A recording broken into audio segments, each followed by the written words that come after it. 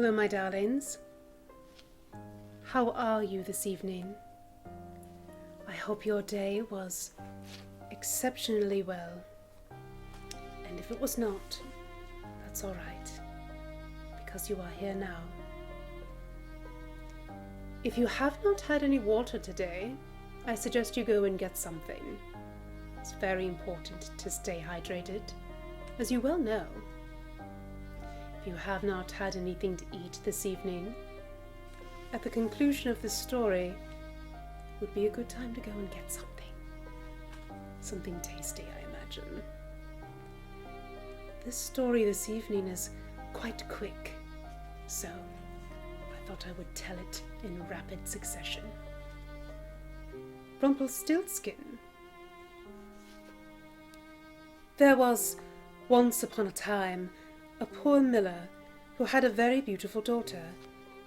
Now it happened one day that he had an audience with the king, and in order to appear a person of some importance, he told him that he had a daughter who could spin straw into gold.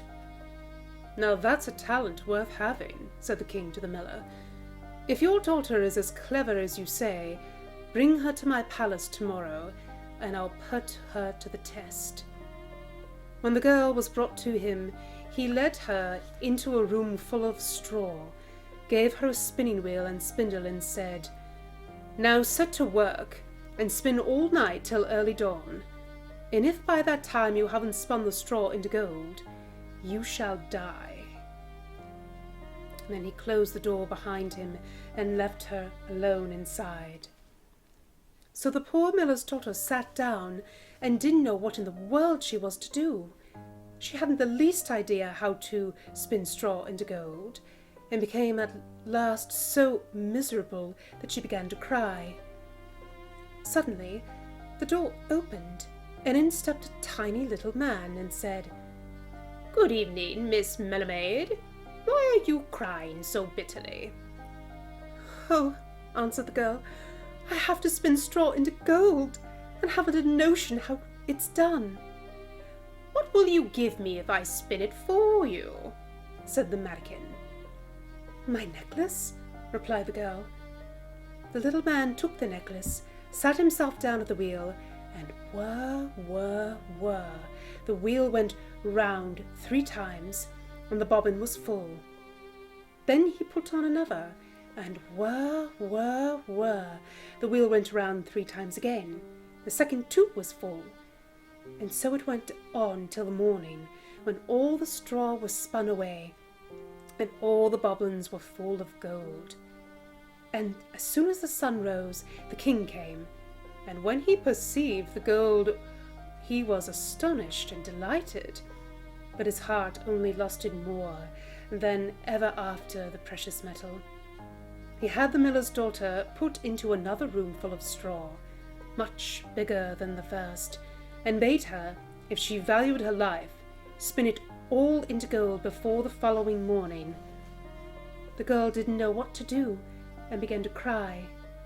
Then the door opened as before, and the tiny little man appeared and said, "What'll you give me if I spin the straw into gold for you?" "The ring from my finger," answered the girl.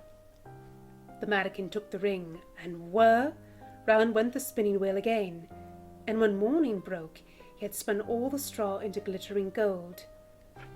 The king was pleased beyond measure at the sight, but his greed for gold was still not satisfied, and he had the miller's daughter brought into a yet bigger room full of straw, and said, "You must spin all this away in the night, but if you succeed this time, you shall become my wife." "She's only a miller's daughter, it's true," he thought, "but I couldn't find a richer wife if I were to search the whole world over." When the girl was alone, the little man appeared for the 3rd time and said, "What'll you give me if I spin the straw for you once again?" "I've nothing more to give," answered the girl. "Then promise me when you are queen to give me your first child." "Who knows what may happen before that?" thought the miller's daughter. Besides, she saw no other way out of it. So she promised the Madakin what he demanded, and he set to work once more and spun the straw into gold. When the king came in the morning and found everything as he had desired, he straightway made her his wife, and the miller's daughter became a queen. When a year had passed, a beautiful son was born to her, and she thought no more of the little man, till all of a sudden, one day he stepped into her room and said, "Now, give me what you promised."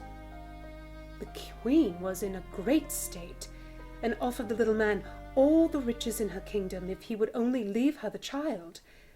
But the Madakin said, "No, a living creature is dearer to me than all the treasures in the world." Then the queen began to cry and sob so bitterly that the little man was sorry for her and said, "I'll give you 3 days to guess my name, and if you find it out in that time, you may keep the child." Then the queen pondered the whole night over all the names she had ever heard, and sent a messenger to scour the land and to pick up far and near any names he should come across. When the little man arrived on the following day, she began with Caspar, Melchior, Belshazzar, and all the names she knew, in a string. But at each one the Madakin called out, "That's not my name." The next day she sent to inquire the names of all the people in the neighbourhood, and had a long list of the most uncommon and extraordinary for the little man when she made his appearance. "Is your name perhaps Sheepshanks, Crackershanks, Spindleshanks?" But he always replied, "That's not my name." On the third day the messenger returned and announced, "I have not been able to find any new names, but as I came upon a high hill round the corner of the wood, where the foxes and hares bid each other good night, I saw a little house, and in front of the house burned a fire, and round the fire sprang the most grotesque little man, hopping on one leg and crying, 'Tomorrow I brew, today I bake, and then the child away I'll take, for the deems of my royal dame, that Rumplestilksin is my name.'" You may imagine the queen's delight at hearing the name, and when the little man stepped in shortly afterwards and asked, "Now, my lady queen, what's my name?" she asked first, "Is your name Conrad?" "No." "Is your name Harry?" "No." "Is your name perhaps Rumplestilksin?" "Some demon has told you that! Some demon has told you that!" screamed the little man, and in his rage drove his foot so far into the ground that it sank in up to his waist. Then, in a passion, he seized the left foot with both hands and tore himself in two. Dearing me. I hope none of you have such tantrums, my darlings. Now, drink your water for me, eat some food, and when you go to sleep this evening, do not tear yourself in two, but have a restful and pleasant sleep, and I will see you on the morrow. Good night.